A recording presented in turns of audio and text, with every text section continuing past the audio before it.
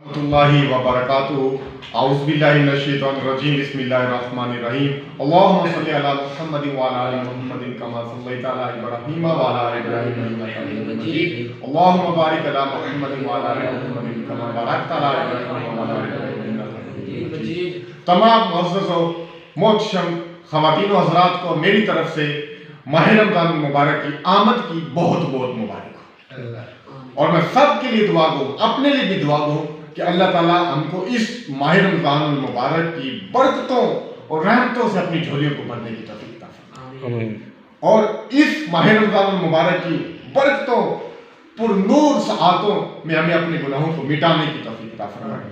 تو آج میرا سب سے بڑا جو میں سوال لے کر آیا ہوں وہ یہ کہ سب سے بڑا گناہ کیا ہے اور سب سے بڑی نیکی کیا ہے۔ تو میرے اسٹوڈنٹس بیٹھے ہیں تو میں آپ سے سوالات کروں گا، آپ نے اپنے ذہن کے مطابق جواب دینا ہے، تو پھر میں اس کا آپ کو مدلل اور بہترین جواب دوں گا۔ سب سے پہلے آپ سے سٹارٹ کرتے ہیں کہ سب سے بڑا گناہ کیا ہے؟ زنا کرنا۔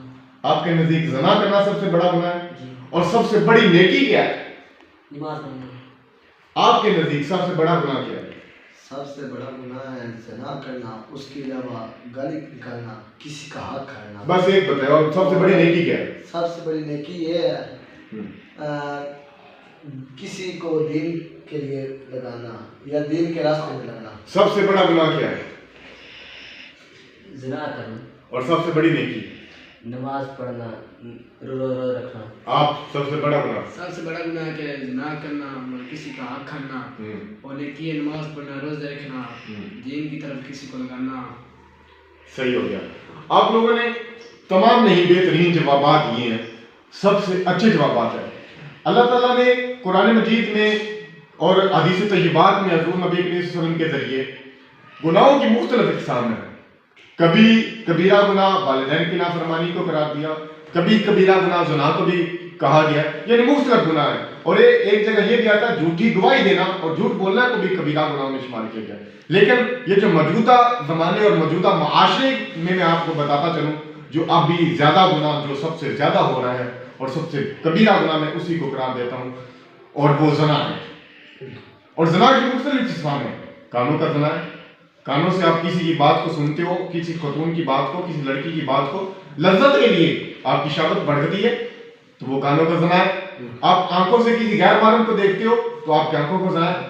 ہاں، آپ چلتے چلتے اچانک کسی لڑکی پر نظر پڑی تو آپ نے اپنی آنکھیں نیچے کر لینی ہے یا آنکھیں دوسری طرف پھیر لینی ہے تاکہ آپ زنا کا ارتکاب نہ کر سکیں۔ تو اب سب سے زیادہ زنا یہی ہو رہا ہے۔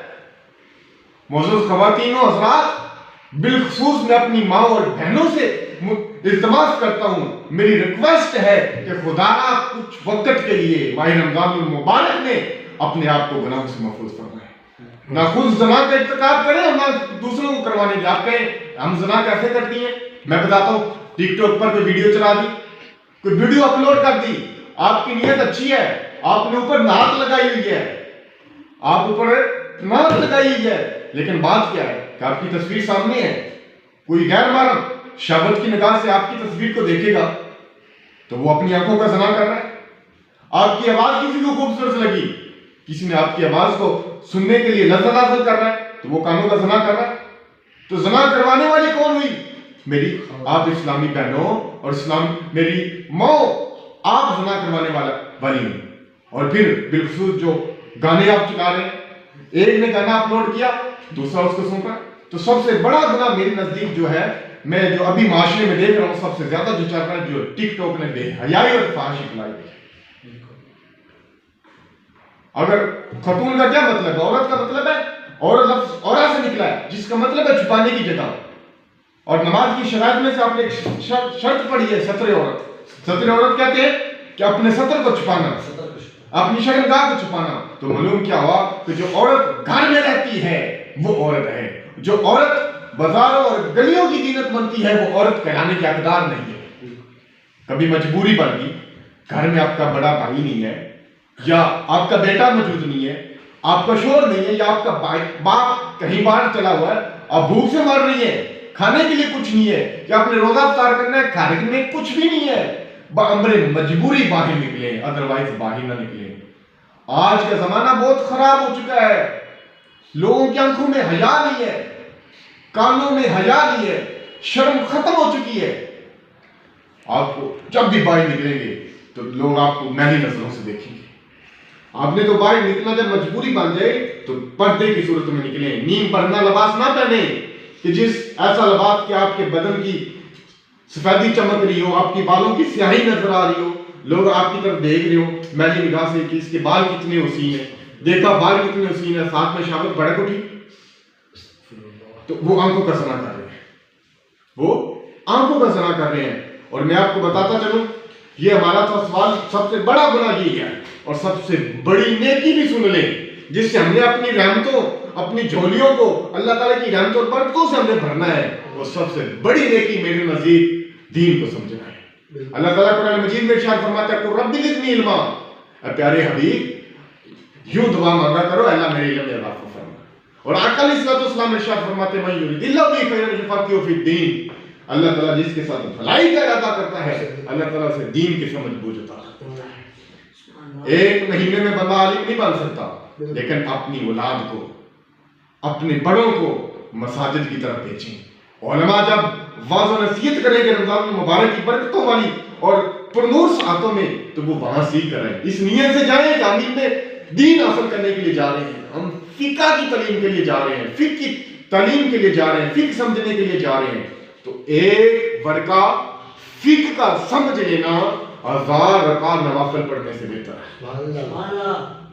تو آپ نے یہ دو میں نے آپ کو چیزیں بتا دی ہیں. سب سے بڑا گناہ زنا ہے، اور اس کا جو شمار وہ جو خواتین کا بے پردہ ٹک ٹاک پر آنا وہ زنا کا ارتکاب بن رہا ہے.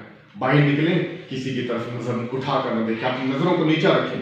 حدیث سناتا تھا یہاں پر حضور نبی کریم صلی اللہ علیہ وسلم نے ارشاد فرمایا بروا اباکم تبرکوا ابناکم افوا طیف نساؤکم، جس کا پہلا حصہ یہ افوا طیف نساؤکم، یعنی پاک دامن رہو، پاک دامن رہو، اپنی نظروں میں حیا پیدا کرو، تمہاری عورتیں بھی پاک دامن رہیں. آپ کی آنکھوں میں حیا ہے، آپ کے گھر پر کوئی گار نہیں کھڑا ہوا، کسی کی جرت نہیں کہ وہ آپ کی بیٹی کو ہاتھ لگا کر دیکھے، آپ کی بہن کو میلی نگاہ سے دیکھے، آپ کی ماں کو میلی نگاہ سے دیکھے. لیکن آپ جب گناہ کر کے آؤ گے، کسی کے ساتھ رات گزار کر آؤ گے، تو پھر آپ نے باہر گاڑ کیوں نہ کھڑے کیے ہوئے ہوں، بڑی بڑی اونچی دیواریں کھڑی کر رکھی ہوں، تو آپ کی بیٹی، آپ کی بہن محفوظ نہیں رہتی. میں نہیں کہہ رہا، آقا علیہ السلام نے ارشاد فرمایا افوا طیف نساؤکم، پاک دامن میں رہو گے تمہاری عورتیں پاک دامن رہیں گی.